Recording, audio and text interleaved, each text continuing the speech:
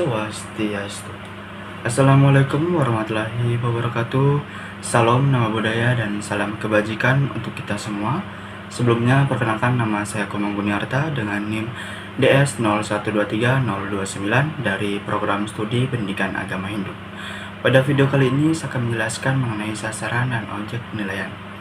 Video ini saya buat untuk memenuhi tugas mata kuliah dari evaluasi pendidikan. Apa itu objek dan sasaran dalam penilaian? Objek atau sasaran evaluasi dalam penilaian adalah segala sesuatu yang berkaitan dengan kegiatan atau proses pendidikan yang dijadikan pusat perhatian atau pengamatan karena pihak penilai ingin memperoleh informasi tentang kegiatan atau proses pendidikan tersebut. Objek penilaian merupakan segala sesuatu yang menjadi titik pusat pengamatan karena penilaian menginginkan informasi tentang sesuatu tersebut. Baik di dalam objek dan sasaran penilaian terdapat yang namanya input.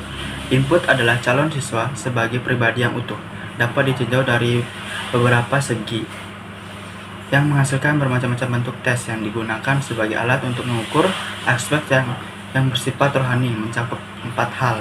Yang pertama, kemampuan, kepribadian, sikap, dan inteligensi. Nah, dalam objek dan sasaran penilaian terdapat juga yang namanya output. Output adalah penilaian terhadap lulusan suatu sekolah, dilakukan untuk mengetahui seberapa jauh tingkat pencapaian atau prestasi belajar mereka selama mengikuti program pendidikan.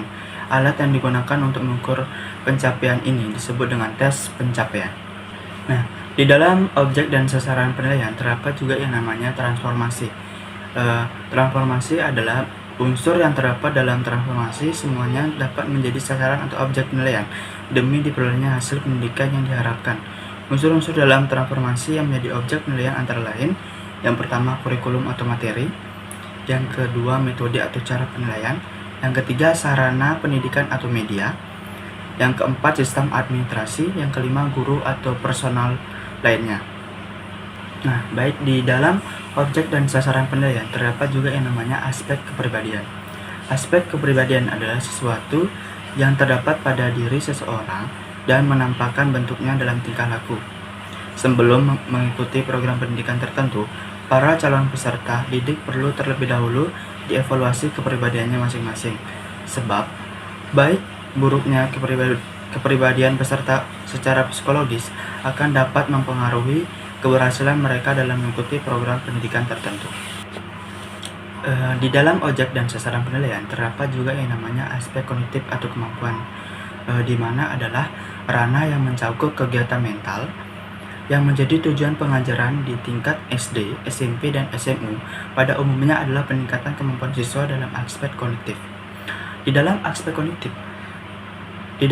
kognitif itu terdapat 6 jenjang proses berpikir menurut taksonomi Bloom tahun 1956 yang diurutkan secara hierarki piramidal. Berikut ini aspek taksonomi Bloom.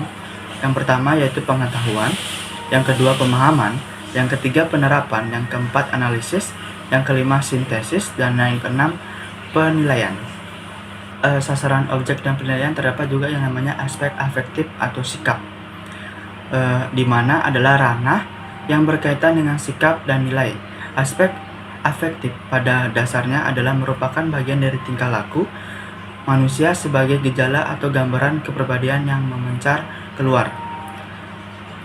Aspek kognitif ini menjadi lebih rinci lagi ke dalam 5 jenjang, yaitu yang pertama menerima atau memperhatikan, yang kedua menanggapi atau partisipasi, yang ketiga menilai atau menghargai atau penentu sikap, yang keempat mengatur atau mengorganisasikan, yang kelima karakterisasi dengan suatu nilai atau kompleks nilai. Nah, di dalam sasaran atau objek penilaian terdapat juga yang namanya aspek psikomotor. Nah, aspek psikomotor atau keterampilan adalah aspek yang berkaitan dengan keterampilan atau skill atau kemampuan yang bertindak. Setelah seseorang menerima pengalaman belajar tertentu, hasil belajar psikomotor ini sebenarnya merupakan kelanjutan dari hasil belajar kognitif atau memahami sesuatu, dan hasil belajar afektif yang baru tampak dalam bentuk kecenderungan untuk berperilaku. Hasil belajar kognitif dan hasil belajar afektif akan menjadi hasil belajar psikomotor apabila peserta didik telah menunjukkan perilaku atau perbuatan tertentu sesuai dengan makna yang terkandung dalam aspek kognitif dan aspek afektifnya. Dalam aspek penilaian psikomotor terdiri dari yang namanya persepsi, kesiapan, gerakan terbimbing, gerakan yang terbiasa, gerakan yang kompleks, penyesuaian pola gerakan, atau kreativitas. Sekian dari video yang saya sampaikan, dan saya memohon maaf apabila ada yang kurang dalam penyampaian, dan saya tutup dengan Paramasanti. Om Santi Santi Santi Om. Wassalamualaikum warahmatullahi wabarakatuh. Salam nama budaya dan salam kebajikan untuk kita semua. I just had to let you know you're